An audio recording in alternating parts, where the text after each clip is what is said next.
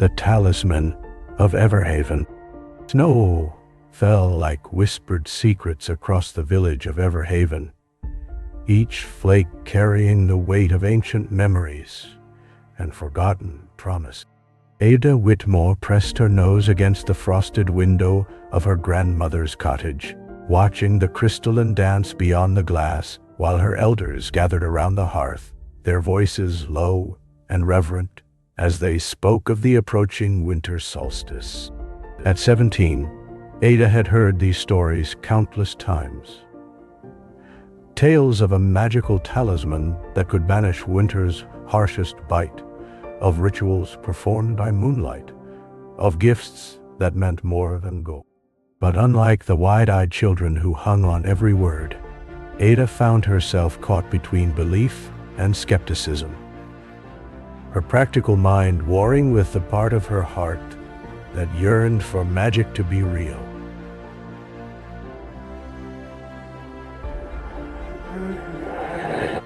The village of Everhaven existed in a pocket of time that seemed untouched by the outside world, where neighbors knew each other's sorrows and joys as intimately as their own, where no door was ever truly locked, and where the rhythm of life followed the ancient patterns of season and ceremony. The houses clustered together like old friends, sharing warmth, their chimneys releasing ribbons of smoke that braided together in the winter air. Beyond the village proper stood the Thornwick Manor, abandoned for as long as anyone could remember, its windows dark and its garden overgrown with brambles that somehow thrived even in the deepest snow. Ada's grandmother, Miriam, was the village's keeper of stories and traditions, her memory a living library of all the old ways. As the fire crackled and cast dancing shadows on the walls, Miriam spoke of the solstice talisman with the same reverence others reserved for prayer. "It chooses its keeper," she said, her weathered hands tracing patterns in the air. "Not the strongest or the smartest, but the one whose heart understands that true wealth lies not in what we possess, but in what we give away." Ada wanted to believe, but doubt crept through her thoughts like winter wind through poorly sealed windows. She had watched her village struggle through harsh winters, seen families share their last loaves of bread, witnessed neighbors give their final logs to keep another's fire burning. If magic existed, why did good people still suffer? Why did winter still claim lives despite all their rituals and hope? The night before the solstice, unable to sleep and driven by restless energy, Ada found herself walking through the village streets where snow muffled her footsteps and moonlight transformed familiar paths into something otherworldly.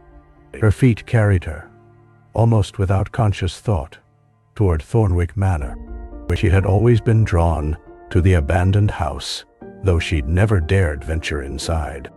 Tonight felt different. The very air seemed to hum with possibility, and the manor's dark windows no longer seemed forbidding, but somehow welcoming.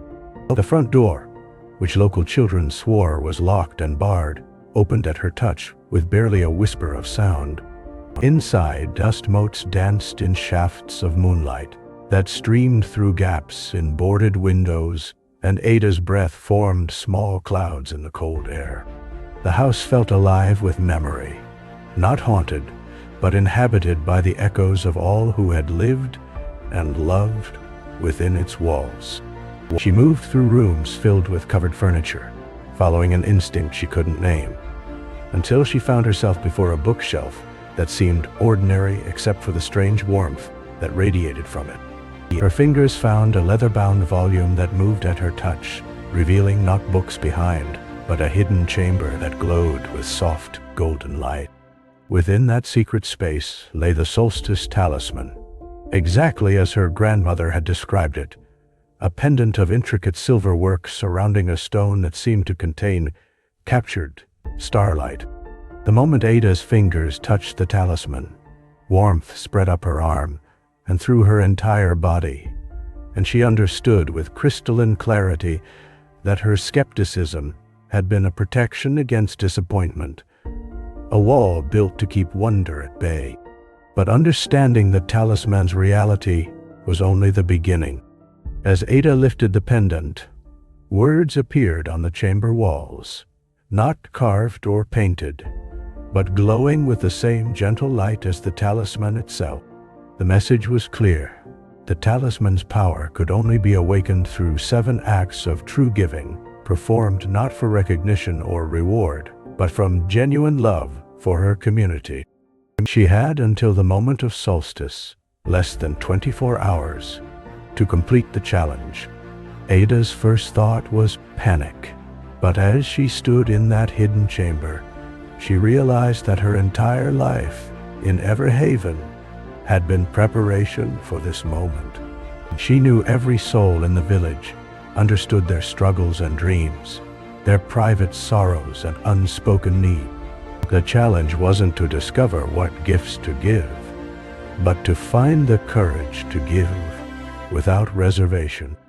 Her first act was for old Henrik, the village's former blacksmith, who had been too proud to ask for help as arthritis stole his ability to tend his own fire. Ada split wood in the pre-dawn darkness, stacking it by his door with a note that simply read, "From a friend who values warm hearts over warm hands." She watched from the shadows as Henrik discovered the gift, saw the tears that froze on his weathered cheeks, and felt the talisman pulse with approving warmth against her chest. The second gift was for the widow Brennan, whose children had grown and moved to distant cities, leaving her alone with memories and an echo of laughter in empty rooms. Ada gathered every child in the village and organized them into a choir, leading them to the widow's door to sing the old songs of home and belonging.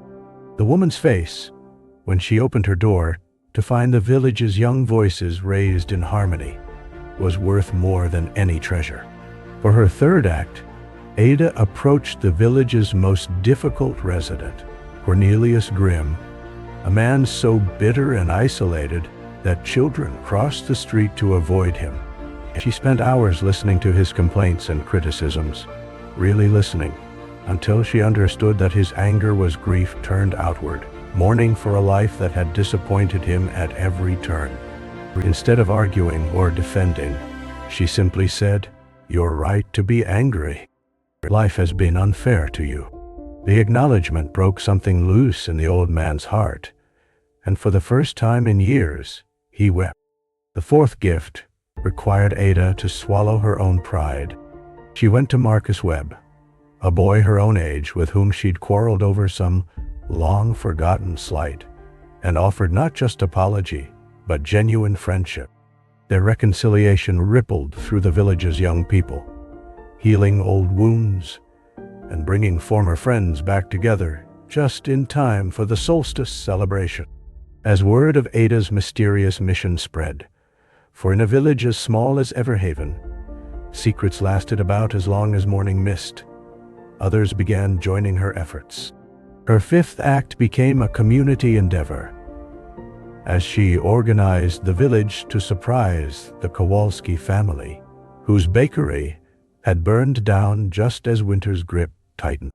Together, they rebuilt not just the bakery, but created something grander than before, a gathering place that would serve as the heart of village life for generations to come. The sixth gift was perhaps the most difficult. Ada gave away her most prized possession, a music box that had belonged to her mother, to little Sarah Holloway, whose own mother was slowly dying of consumption. The child's joy was so pure, so radiant, that Ada understood why her grandmother had always said that the giver receives more than the receiver. For her seventh and final act, with the sun setting on the solstice and the talisman growing warm against her heart, Ada stood before the entire village and offered the most precious gift of all, the truth. She told them about the talisman, about the challenge, about her doubts and fears, and the journey that had led her to this moment.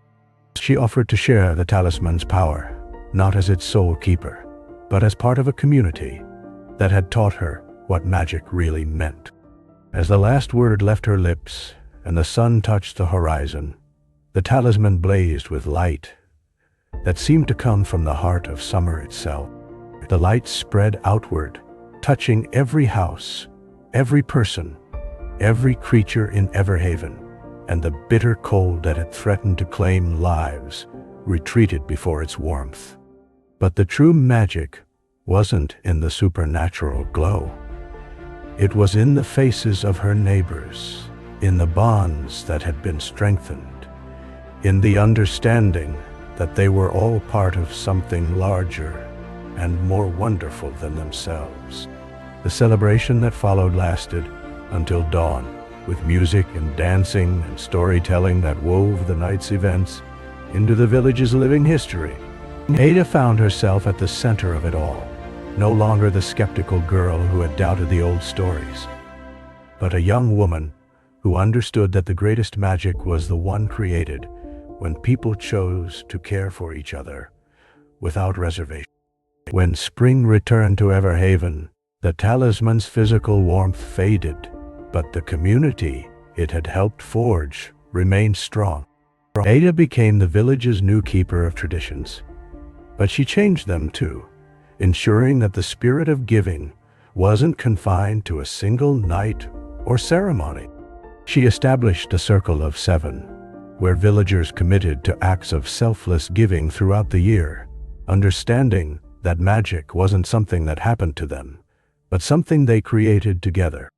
Years later, when Ada was old and her own hair silver with wisdom, she would sit by the fire and tell wide-eyed children about the night she learned that the greatest treasures aren't found in hidden chambers or ancient talismans, but in the hearts of those who choose to give without counting the cost. And in those moments, watching young faces light up with wonder and possibility, she would feel the talisman's warmth again, as real and powerful as it had ever been, reminding her that some magic never fades as long as there are people willing to believe in the transformative power of love, freely given. Owen.